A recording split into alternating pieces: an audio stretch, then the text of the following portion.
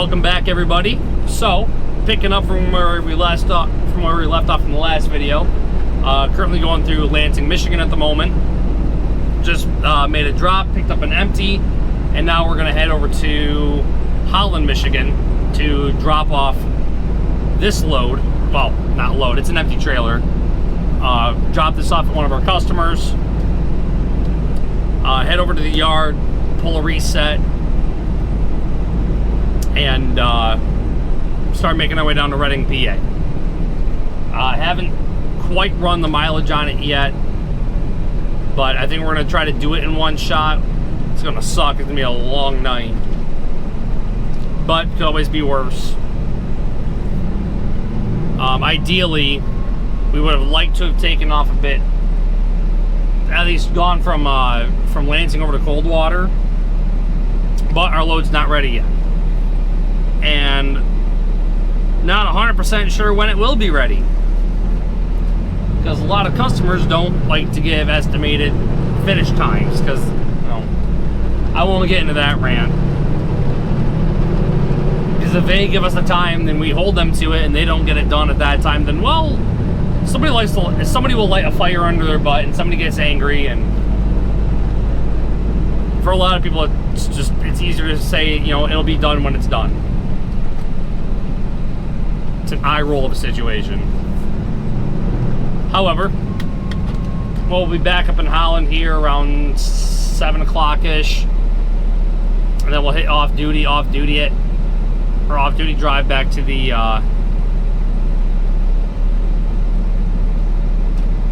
back to the yard, and we'll call it quits there for the night.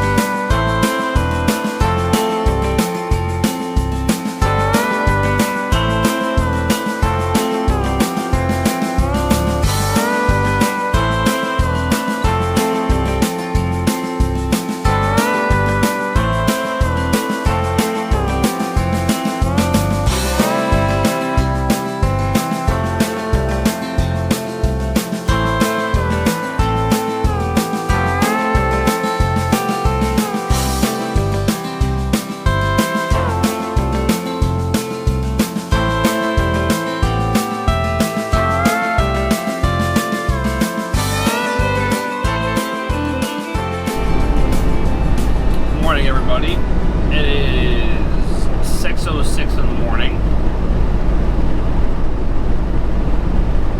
Currently making our way down to Coldwater. Been on the road for about 20 minutes or so. Haven't gone too far.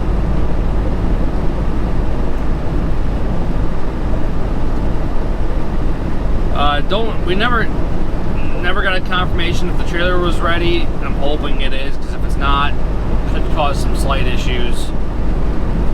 But I have every reason to believe that it is ready. And we basically gave them 10 hours to get it done.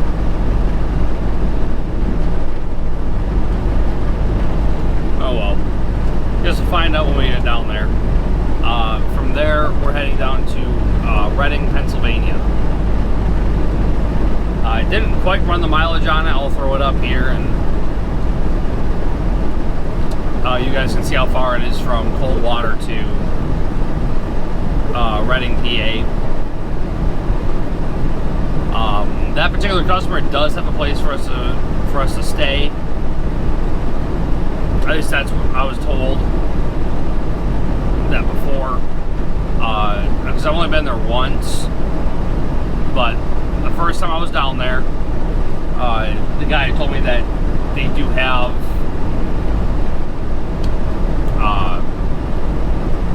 kind of like an offshoot, like off the street. It's kind of weird. It's like an oversized sidewalk, but that's where they allow trucks to park when they have deliveries for them. So not a bad place. I think it might have been a little bit of a struggle to get backed in. I don't remember. I don't remember it being that awful. But we'll see. Different truck. Oh. Should stop and grab some coffee on the way down. Well, I should do. Oh well. We'll get it figured out here, and we'll touch back in a little bit.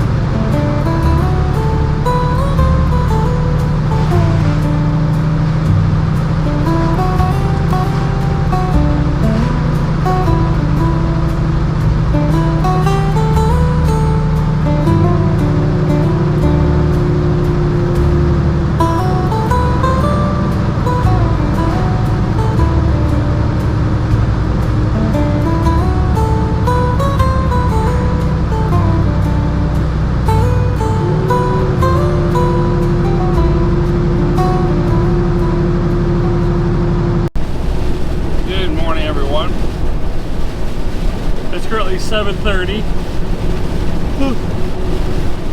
We are on our way into we're making our way down to Reading, PA. Unfortunately, we didn't get a chance to stop at a Pilot, but it happens. We will be stopping at one tonight. I don't know which one yet. I'm thinking maybe Hubbard.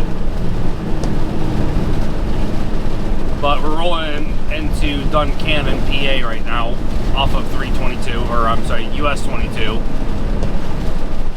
Originally, this is where I wanted to stay the other night, or last night. But I pulled up Trucker Path, and it said that it was full.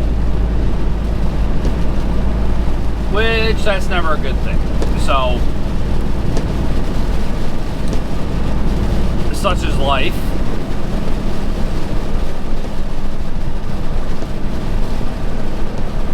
But, boy, is it rainy today. It is very wet up here in the mountains. Woke up and, truck was covered in water, looked out the window, and I could see the trees blowing, so that's always good.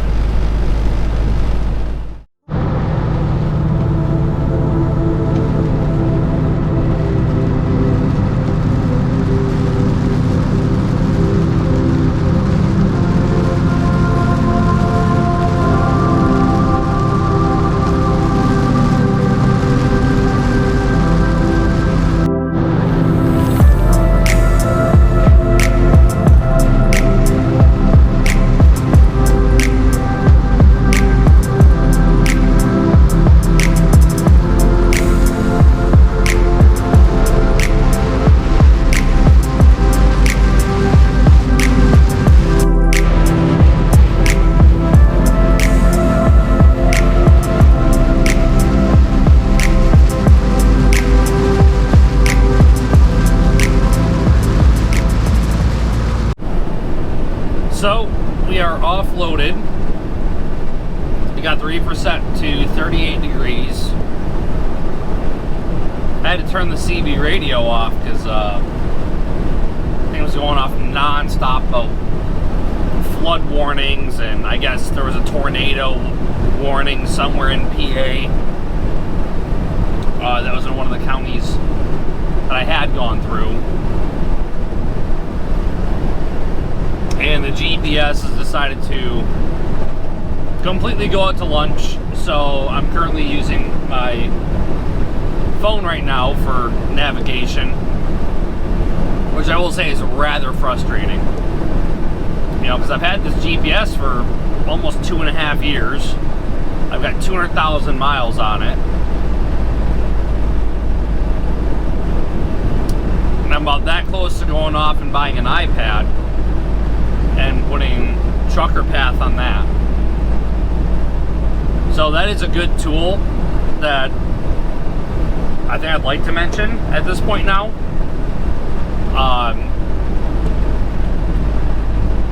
Garmin is great. Rand McNally's good. I haven't personally owned a Rand McNally, so I can't necessarily speak on how well they work. However, there's something to be said about being able to just, I don't know, I pay, what do I pay? About $100 a year for Trucker Path. And it's a great app. I love it. It's one of the best forms of navigation. You know, I can have all my routes planned out, set up, and I think it's a little bit easier, or I don't want to say easier. Maybe that's the wrong word I'm using.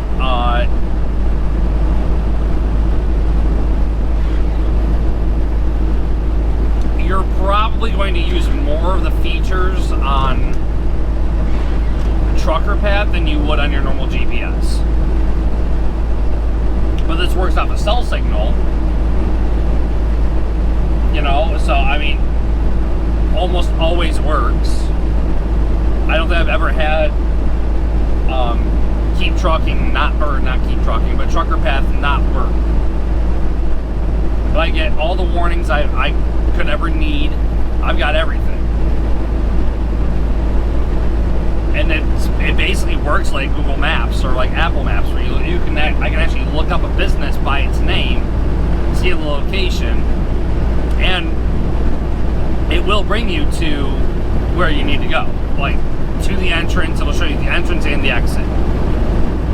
Like, you can't really get much easier than that. But doing something like that is kind of expensive, so, you know, you'd be in it for about the price of a new GPS, you know, if you figure, I think I was looking online, and, you know, a 256 gig iPad at whatever, you know,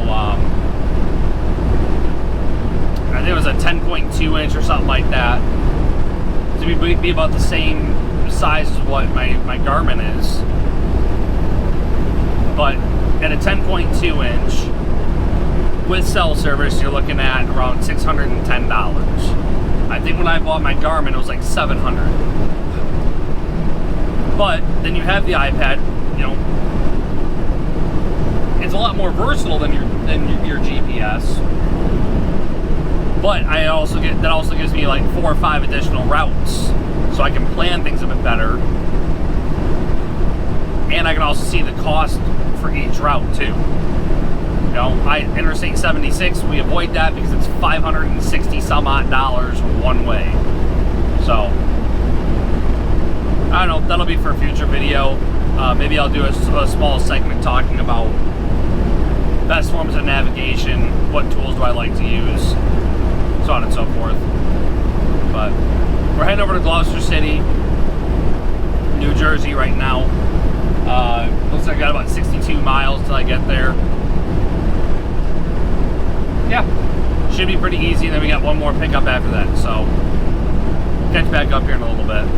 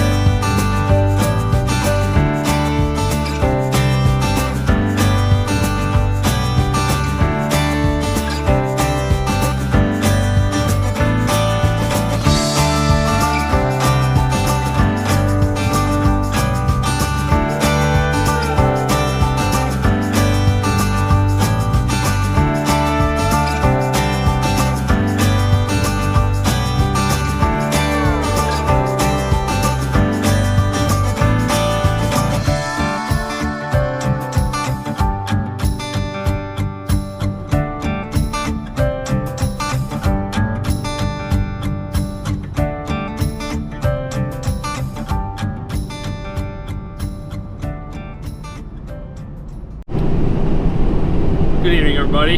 So, time for a little bit of an update.